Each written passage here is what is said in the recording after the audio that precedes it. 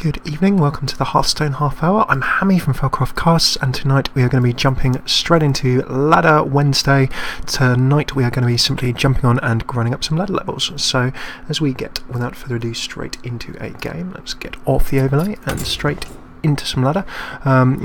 It is all the way from the beginning. It is April the 2nd in terms of random Blizzard and Hearthstone news while we are queuing. Hope that you've managed to see all of the really cool Blizzard April Fools that dropped yesterday. There's no Hearthstone specific one as far as I've seen, but you should check out the rather comical Mortal Kombat-esque Vengeance of the Vanquished, the April Fool Wizard announced game, which really looked just like a big Blizzard brawler. So tonight, there is no massive pride in this. We are going Hunter.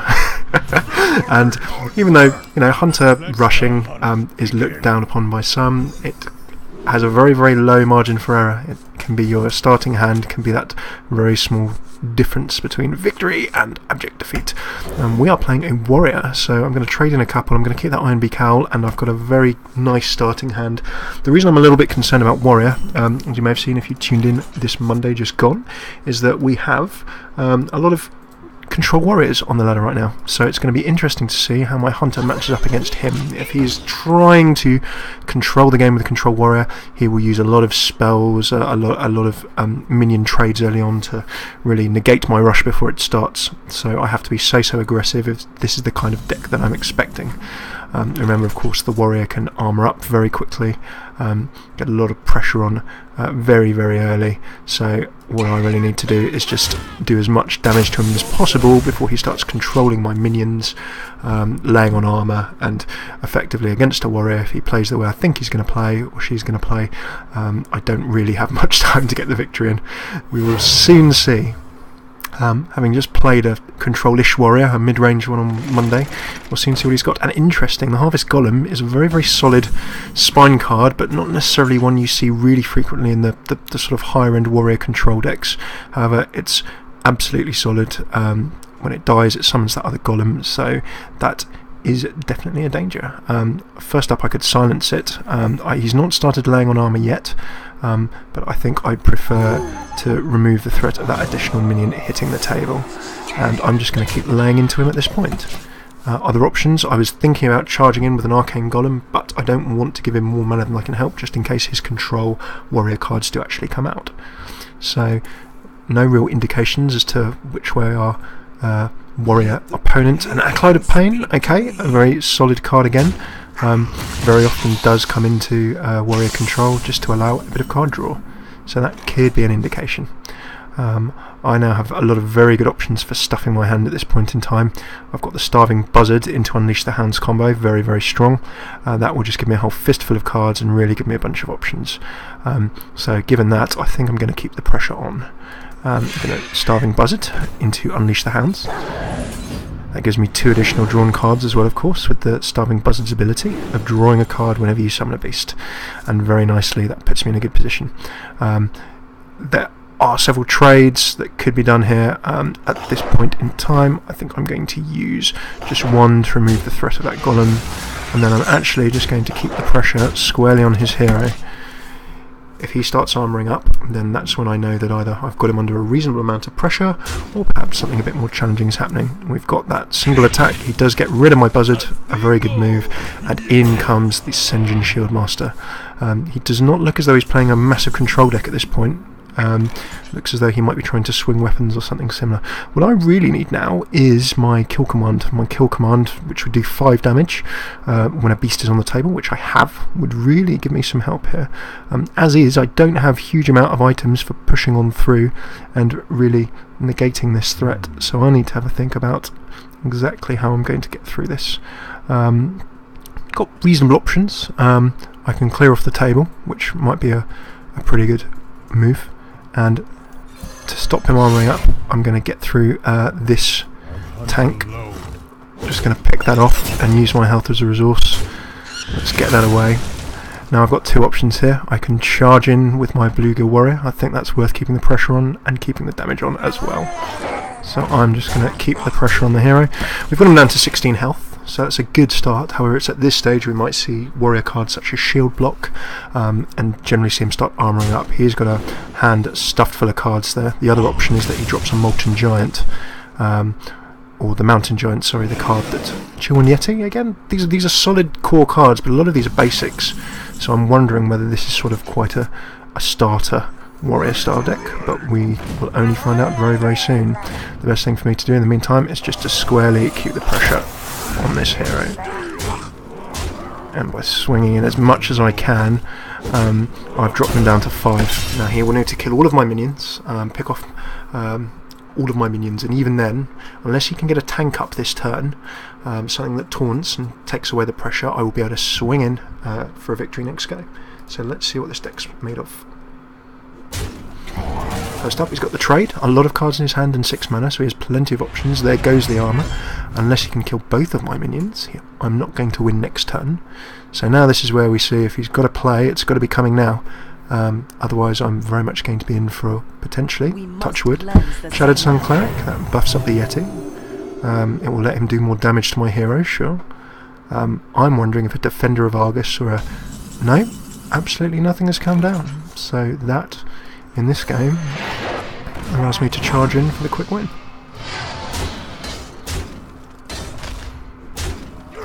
Well played. Very rapid piece of play there, and that grabs our first quick win. It ain't pretty, but it's effective, so we'll happily grab that.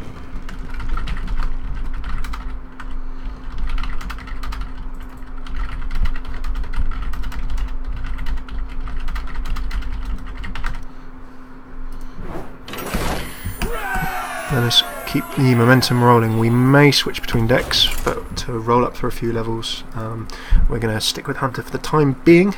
And for those who wonder whether, trying something like a Hunter Rush, you know what, it's an easy deck to start playing. It is sort of a bit more mid-level if you have the right cards to master. The version that I'm actually playing doesn't have a couple of the real, sort of chunky, expensive legendary cards in, so it doesn't have a Leroy Jenkins. I'm not going to be swinging in with his 6 damage and charge for the 4 or 5 mana, but the version that I'm playing, which I will get the deck list up for after this game, is actually pretty effective. Okay, so we've got Clark C. Clark C. Now, why do I recognise that name? I'll come back to it in a bit, but he's playing Shaman, level 23. Maybe he's going to be rushing. I could expect Murlocs.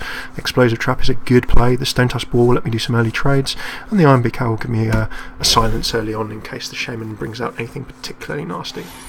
So all in all, I'm quite happy with that starting hand, and it's that I've got my coin for my extra mana whenever I want it. I'm in a good position to see what comes out here. Our Shaman friend.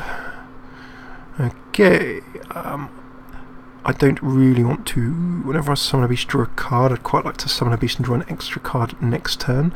I don't really want to burn up my Arcane Shot, and there's no point charging in for 1 at this point.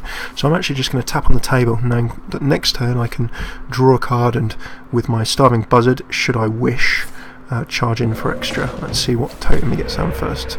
Okay, in comes the Searing Totem as the starting play. I could control these minions as much as possible or just get some damage on in. I think I'm going to go into a very, very early piece of control.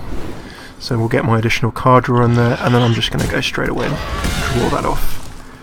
Shamans, of course, remember, as we had a look at them the other week and sort of discussed what you could do with a Shaman deck if you've not really played one before, do have a whole bunch of options, and of course charging a lot of direct damage and crowd control are some of those options. They've got some good spells they could drop out for overload, but I've not seen them at the moment. Does he have a 1 mana spell? Picking off the Buzzard is generally a good plan, and there it goes. No more card draw for me. And that Totem is probably one I'm going to quite happily want to pick off. I'm going to very happily pick that off with an Arcane Shot.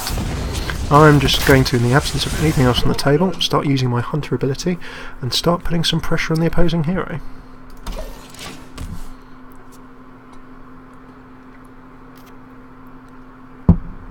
Went for a Hunter friend to play. If you have not seen the other April Fools, I encourage you to check out the new Draenei remodel, as well as the customary World of Warcraft April Fools patch list, and also the StarCraft one, where they decided to go with the HOTS naming convention and do something a little bit different with Legacy of the Void, so you should definitely search and check those out. We've had a totem down, and nothing else. interesting. Our shaman friend is either waiting for a big burst of damage or is lacking a few options. We will quite happily take advantage in the meantime. So, in the absence of anything else on the deck, I'm going to drop my Wolf Rider, Abusive Sergeant into the Wolf Rider, giving me 5 damage, and then put some more pressure on that shaman. The one thing you just have to be a little bit careful with shaman is that obviously if they drop a lot of totems and they start dropping cards that give taunt, then suddenly you have a lot of tanking minions that, as a hunter rush deck, you really need to get past in a hurry. So there is a good argument for saying that taking this spell damage totem out last go would have been a good idea. If he starts throwing around spells that start wiping out all my minions, I think we'll see that that would have been confirmed as being a good plan. Harvest Golem, solid play, but that's not going to be attacking this turn. With the remaining 2 mana, we could see perhaps a spell or maybe a totem summon. Sod's Law, it was going to be the Stoneclaw totem, meaning I've got to do a bit of tank removal this turn. A little bit frustrating, but we will get straight involved with it. So 5 mana. It's getting to the stage where you may note that if I start picking some of his cards off the table, an Explosive Trap will help me clear his side of the board, so that is going to be a nice solid play for me at this point in time. I'm obviously going to have to remove the Stoneclaw anyway, so I'm going to go ahead and remove that to start with 1 card here. The one thing with the Harvest Golem is that really I don't really want it summoning a new 2/1 Harvest Golem at any particular point. I'm going to go ahead and Iron Beak Owl into that, which gives me a nice silence. He's not going to be pulling anything else out of the bag. And then I've got 2 options here. I can either just kill command straight in, but that would be dealing 3 instead of 5. The charge will just remove this from the table. And then if I charge him with the Murloc, I can effectively get table control, but the Shaman does have a lot of AoE spells, so I probably do still, in this situation, want to be laying down the damage as much as possible. I'm going to go for a gamble, and with this gamble, just lay down another 2. I am expecting something like a Chain Lightning or one of those spells where, because my deck has very, very low health minions, if the Shaman decides to pull out 1 spell, he's just going to wipe my side of the board. So rather than wait for that to happen, I may as well take advantage and get some damage in. Hunter deck is very much about knowing when to keep that pressure on.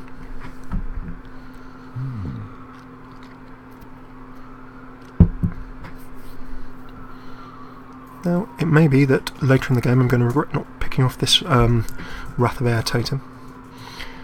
That extra 1 spell damage for a lot of the Shaman spells can cause me a bunch of pain. I've got rid of his tank. If he does decide to go for a trade, then I'm going to be able to pick that off in a go or 2. And the Explosive Trap would have let me pick it off in 1 go if he had decided to attack my hero with anything. I'm kind of taking a little bit of a gamble that I'm going to be able to keep my minions alive for another go. Got the healing totem down.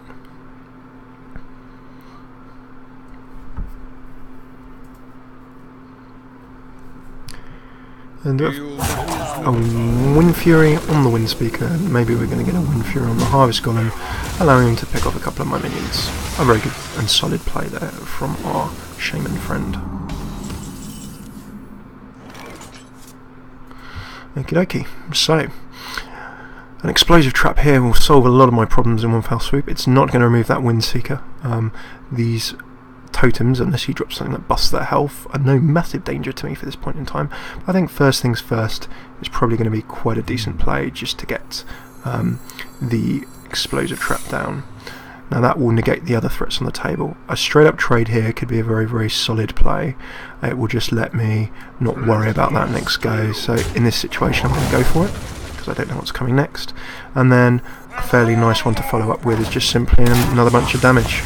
Bluegill Warrior into the charge. Neither of those are going to affect me overtly. He's got no minions to heal because they're all at full health, and the Wrath of Air, if it does a lot of damage, he'll be trying to do it to my hero, and I've got about a 50%, well, beg pardon, just over 50% lead. So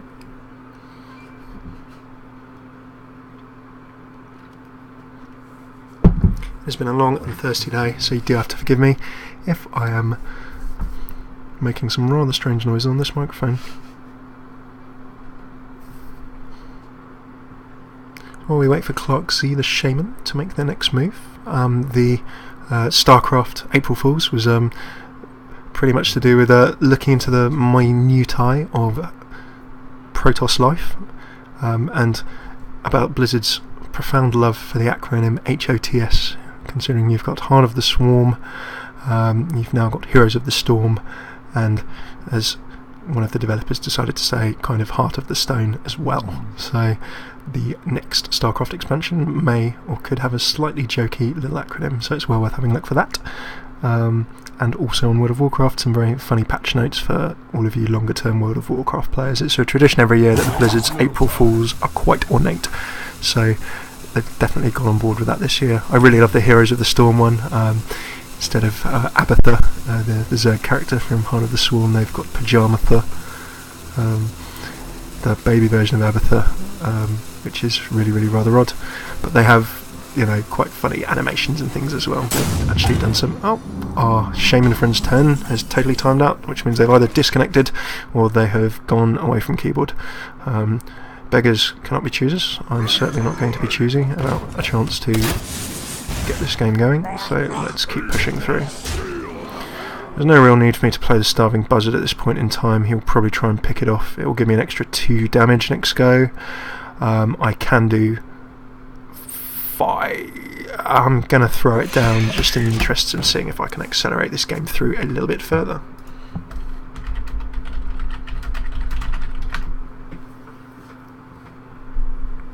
The reason I'm playing Hunter this evening is that to get through for myself, for sure, the first few sort of maybe the bottom 10 levels of a... Oh, so one thing you can note is when your opponent has sort of missed their turn, then every subsequent turn their turns just go a lot quicker until they start playing again. It does look as though he's mousing over one of his minions. It looks as though he may just be waiting out the game. Oh, he's gone AFK. Sad times. So let's just finish up that. One well played to you, and then is another game through. Good game, Clarksy. Bonus star win streak, and let's keep the run rolling.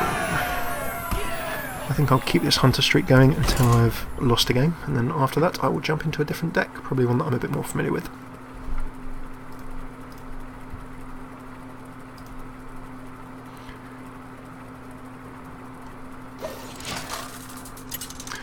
Thank you very much to all you guys who have tuned in live. It's great to have you with us. It's the Hearthstone half hour, and we are just doing a ladder Wednesday, getting the first few ranks of the ladder out the way. Moving up from 22 where we started, probably going to try and get to about 18, 17, depending on how long the win streak lasts. Of course, the longer that your win streak is, the more stars you earn consecutively. You get a little bonus each time that you win, which is very, very handy indeed. We've got a mage this time around, so I'm going to be scared of lots of spells coming out very, very early. I'm going to want to get that damage down as soon as I can. The silence will be useful. I think that's a reasonable starting hand, but I could go for a weapon as well. Let's see what we've got. I do not have anything I can play turn 1, but I do, of course, because I'm playing second, get the coin, meaning that I get to play a 2-mana minion on turn 1, should I so desire. Do remember, of course, that in terms of mage kit, our mage friend here will have lots of things that will pretty much zap a lot of my... I'm just going to be polite and say hello. There we go. They'll zap my minions for 6 very, very quickly, so I'm going to need to do damage or be destroyed in very quick order. So I'm just going to swing straight in with my Murloc and get the damage going early. We can see what kind of deck our mage friend is playing from how his first few turns play out. Mage Giant, still very popular if he tries to draw a lot of cards and doesn't seem to do much else. Oh, a Mana Addict comes down. A straightforward trade there. In this matchup, I'm really going to want to have my explosive traps and misdirects up very, very quickly. So I'm going to want to have a bit of that. I'm going to charge in with my Stone Task 4. Whenever you cast a spell, gain 2 attack this turn. I could trade off the Mana Addict. I'm going to wait for a kill command to pick that off. I'm going to swing in and put pressure on the mage.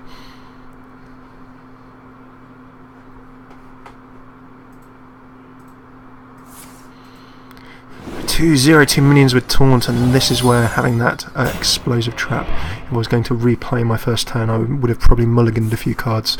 In retrospect, that explosive trap would be pretty handy, and our very short run might already be coming to an end. Okay, the Eagle Horn Bow does give us some options. It will let me start trading away, but I'm going to have to pick off these two minions. So I can either drop my bow or I can just take a double swing and remove the tanks. I'm going to have to take a double swing for the tanks in the absence of anything else. I will be able to silence something if I need. Obviously with his mage power he can just ping away for 1 mana one of those. Frostbolts! Buffs up his minions' attack power.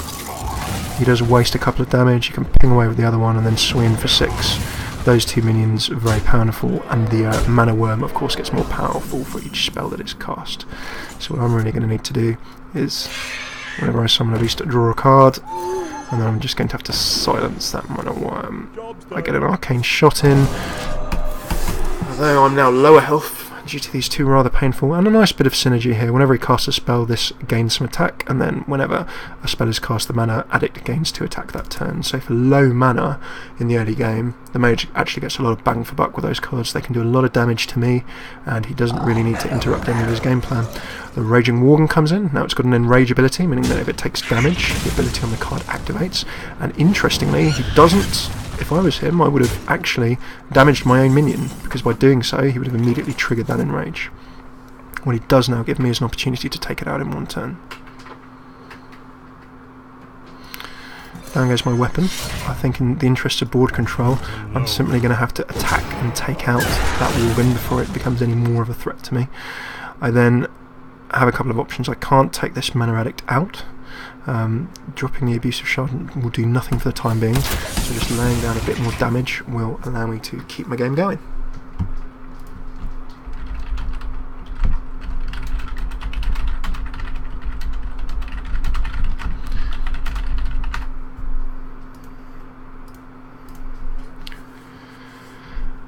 Now as we jump into turn 6, our mage friend here has got the health advantage on me. He's got a minion advantage on me. Yes, I do have my weapon out, but I have no idea what he has in his hand.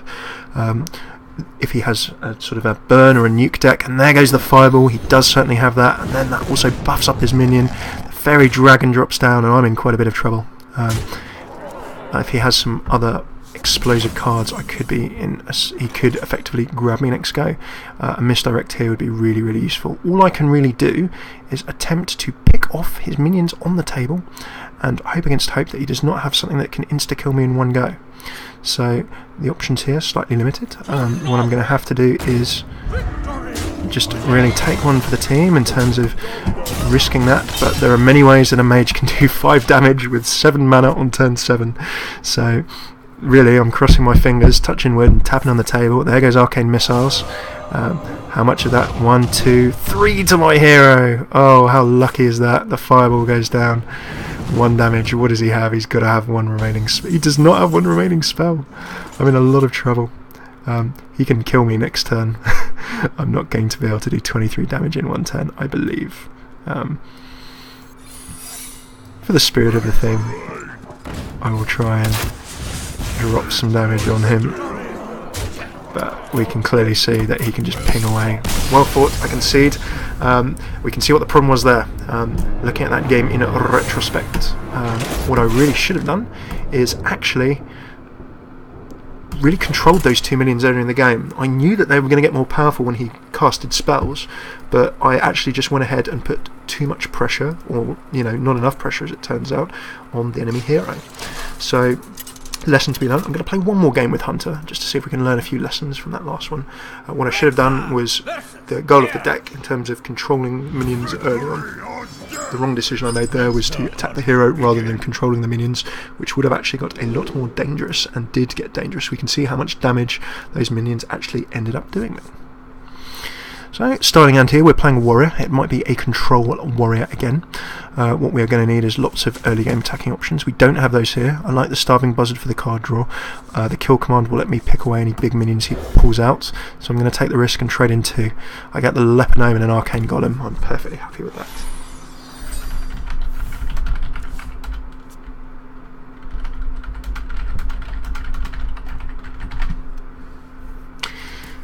So we've not seen a fully fledged control warrior yet. Let's see if Sebshar is going to buck this trend.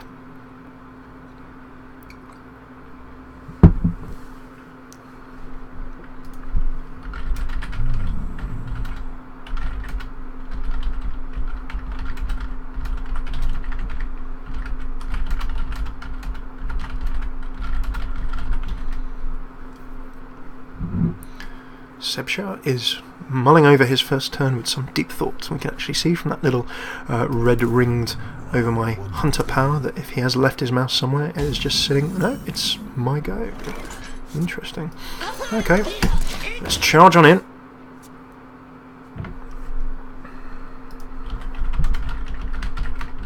Back to work.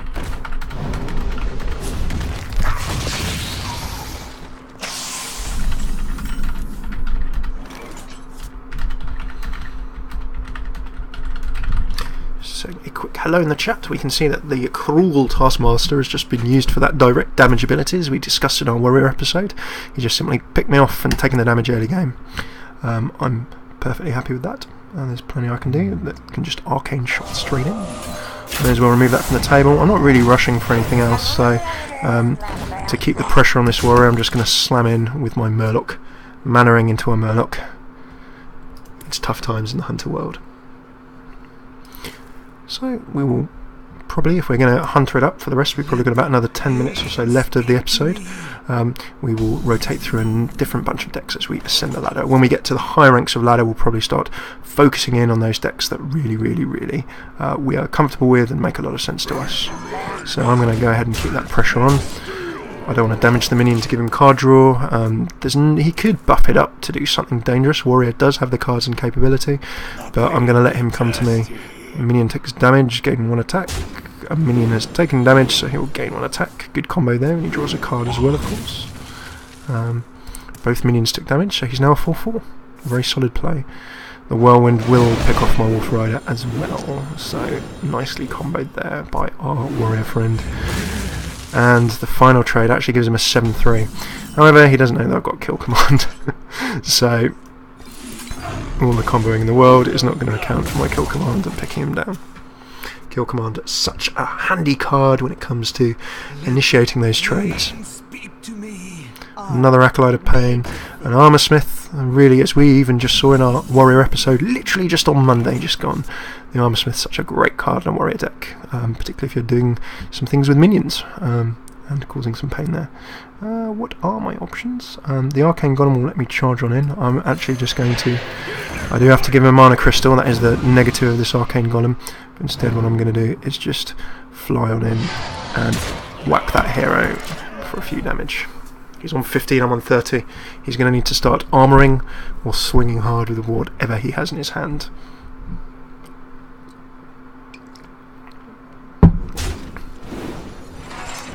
He's gone for the direct trade and stuck an armour on himself.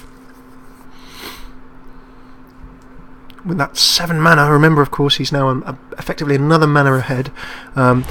He must have plenty of options in his hand, I would imagine, by now. So Shield Slam does 3, fair enough, picks off the minion, a good play. Arathi Weaponsmith, we can now see we're moving into a more traditional control warrior. Weaponing himself up and swinging away with all of those minions. So what do I have now? He could swing into me for a reasonable amount. I'm going to save the misdirect for a turn. I'm going to keep the pressure on at this point. This will be the make or break decision, I think, of this particular game. Is he going to...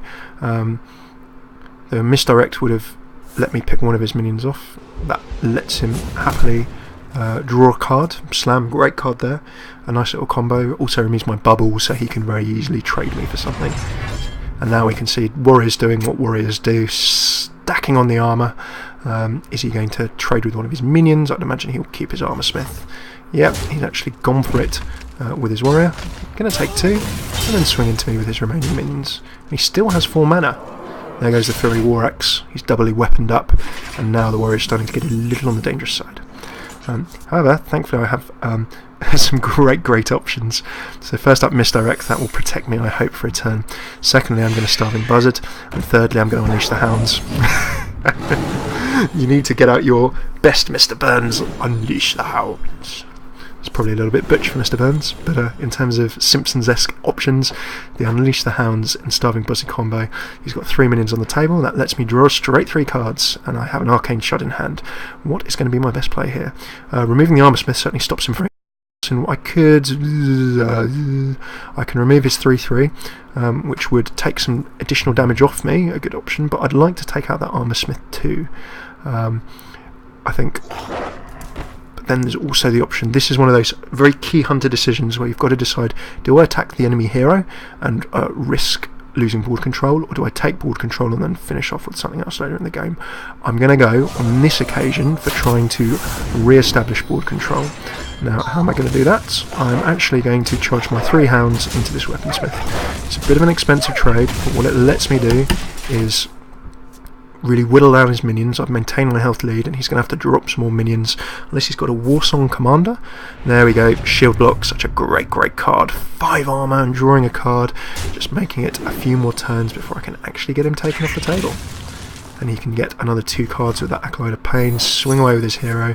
There's no other random character he can attack, but he will draw a card still for attacking that Acolyte of Pain. His hand is stuffed full with 6 mana. The Frothing Berserker goes down. He can still armour up.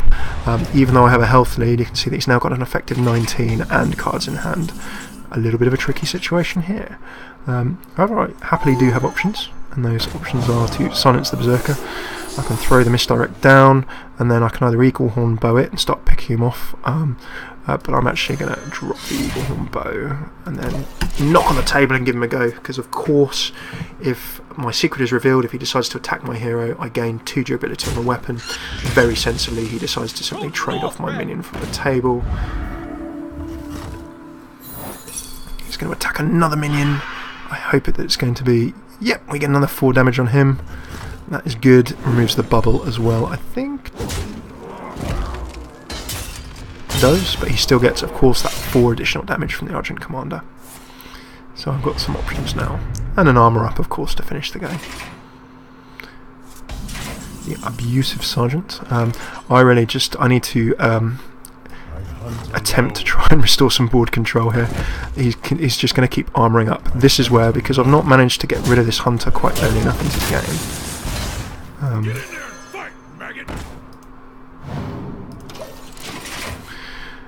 throwing down that Abusive Sergeant is an act of desperation. Even though our health is still quite equal, note that I've got no cards in hand, no options. He's got his weapon down, he's armouring up, a fistful of cards. This is probably going to be quite tough times for my hunter deck.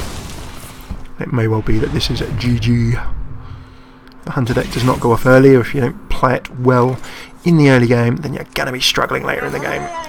Big struggles. I'm just going to go for the trade.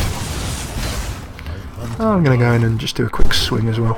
It is not by any means lost. What it is going to be is tough. I could top deck something that wins me the game, but I've just not managed to draw enough cards, or the cards that I've drawn. When we get to this, another shield block goes down, 5 armour, drawing another card, and an Argent Commander. I think it's safe to say that this is probably a good game to our warrior friend here.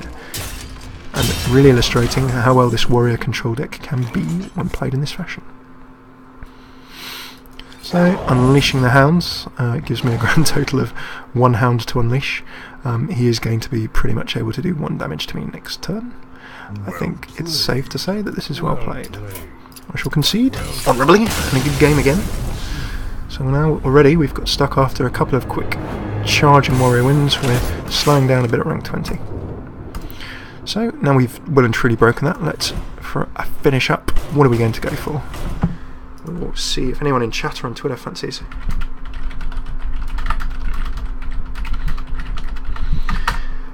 See if there's any preference on the deck that we will use for our final match in this episode.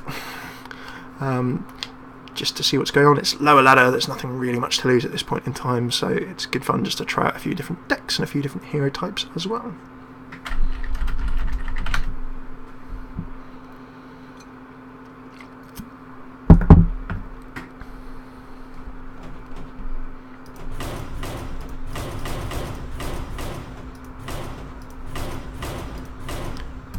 Paladin, no games with the Paladin yet. Obviously played quite a bunch with the Priest.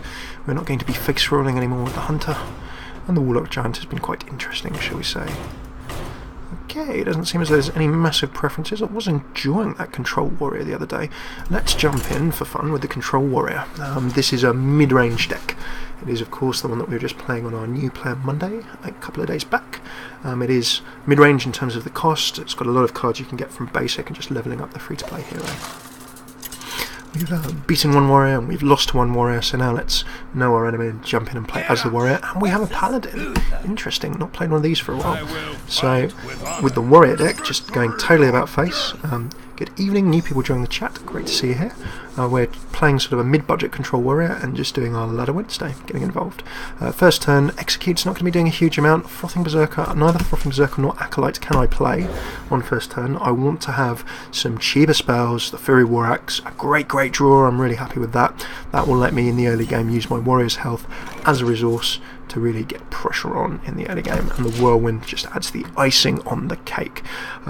You've seen us play a control warrior last game, and we lost, so let's now play it from our side and see what we can do. There's nothing for me to control at this point in time, and very nicely it gets us into our sort of topic of how to play against secrets. You may have seen in the Tactics Thursday last week, we actually had a little look at how to play against secrets and made a nice little video about that. So this lets us put that episode into action. No shame, I've got plenty of time, so I'm going to pull up the Paladin secrets. This could be bringing one of his minions back to life with 1 health, reducing one of my minions' health to 1. If I attack, he could summon a 2/1 defender, or when I do damage to his hero, then damage is done to the opposing hero. So for the time being, there is nothing for me to control. I can't drop a minion to see if it's a minion triggered one at this point in time. I'm just going to, I don't want to use my Fury War Axe really for attacking his hero just yet. I'm going to use that to be trading away minions. So at this point in time, I know that if I attack his hero, that could trigger 2 secrets. There goes the loot hoarder to give him some more card draw. So here's how I can initially start attacking. I can Whirlwind. I'm not going to Whirlwind just now, I'm going to use my hero to do that bit of damage.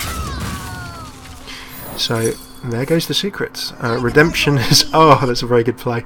He's brought his minion back to life. When it dies again, he can draw another card. So a nice little combo there we've seen from our Paladin. Dropping his redemption on his loot hoarder, meaning that he can draw a couple of cards rather than just the one that that card would normally give when it dies. So I do have to say, well played. Well played. One of 6 Hearthstone emotes that is actually useful.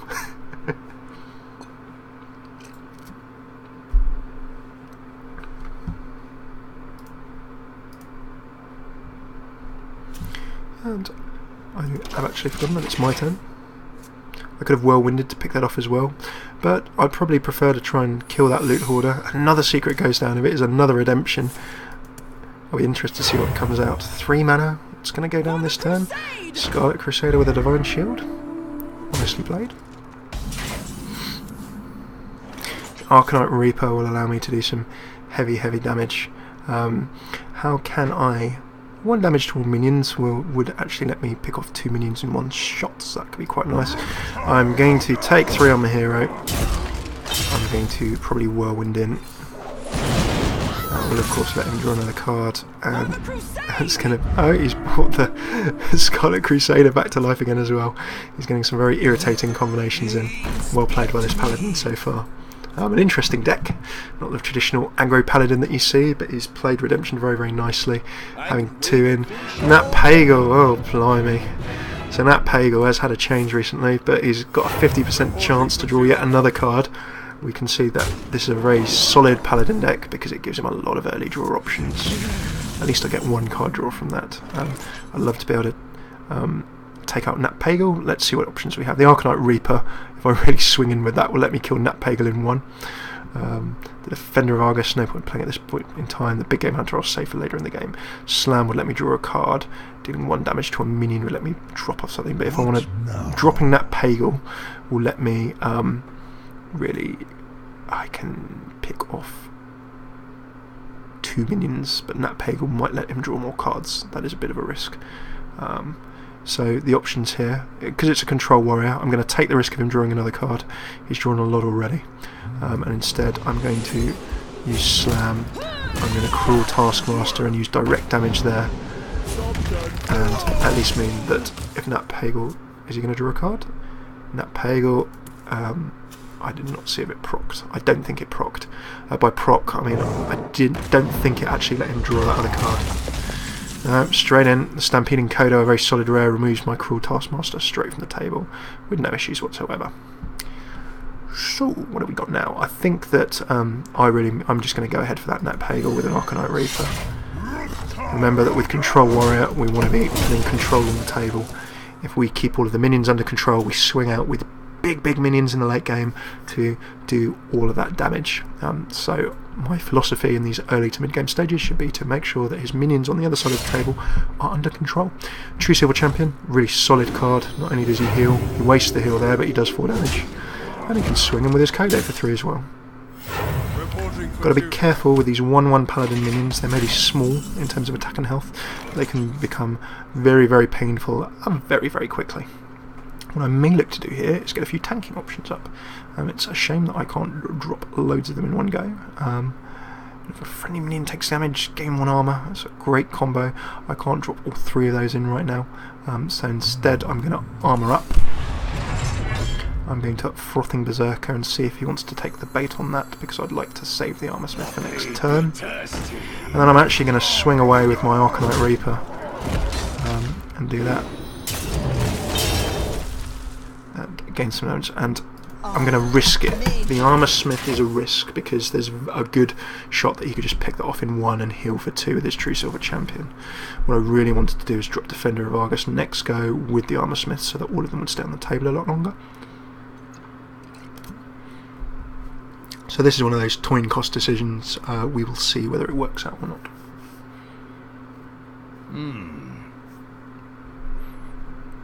Our Paladin friend is showing a reasonable aggro Paladin deck with a lot of early draw, so the very good, interesting use of Redemption and Loot Order there. And Nat Pagel as well. Equality, and that is going to mean that a Consecrate is probably going to follow up, and there we go. Lovely area of effect damage. Will give him at least 1 armor, but it does, however, clear the table off. 2 armor because 2 minions took the damage, but then he's going to swing in and pick it off. So the Paladin has actually had me under control more than I've had him under control thus far. I need to get out my Defender of Argus and start. I can't destroy a minion with 7 or more with my big game hunter. A little bit infuriating. Let's see what's going on. Nope, I'm not going to be jumping into that game right now. Thank you very much. What I'm going to do is I'm sadly going to have to drop a big game hunter, drop into a Defender of Argus, and then I'm going to deal 1 damage to a minion and get it 2 attack. And by doing that, I'm just going to try and regain control of the table. It's been very back and forth in this game so far. I'd say, obviously, I'm half the health of the Paladin. He does have me under control, but I've been swinging away a lot with my hero in an attempt to keep his minions under control. So it all depends on what he's got in his hand. Hammer of Wrath, 3 and draw. Away goes my big game hunter, and he gets another additional card. Mind if I roll need? Yet another loot order. Is there any limit to the amount of cards this person will be drawing?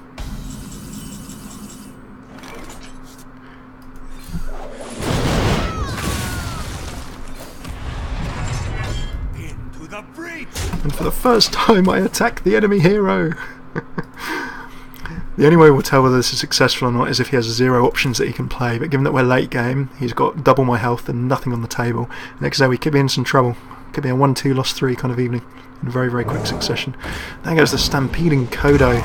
Aggro's in and gets rid of it, and with the Defender of Argus I think it's going to be very hard for me to recover from this. Oh, but an ever-present hope in times of trouble. Ragnaros the Fire Lord goes down. Now if he would just... Oh, and he takes out the Kodo. Now we have a game on. Paladin, well, there are some control cards he could use. He could use a silence card, something like a Ironbeak Owl, that will stop Ragnaros from doing his random 8 damage. He could also use a big game hunter. Equality, there we go. That's all of the Paladin control that you need. A straight up trade. The Argent Commander comes in and will swing away all of my armour very quickly. And all I have is an execute. All I have is 2 executes. The minion is not damaged, that's doing nothing for me, and unless I can very quickly get this back under control, it might be a bit of a painful good game.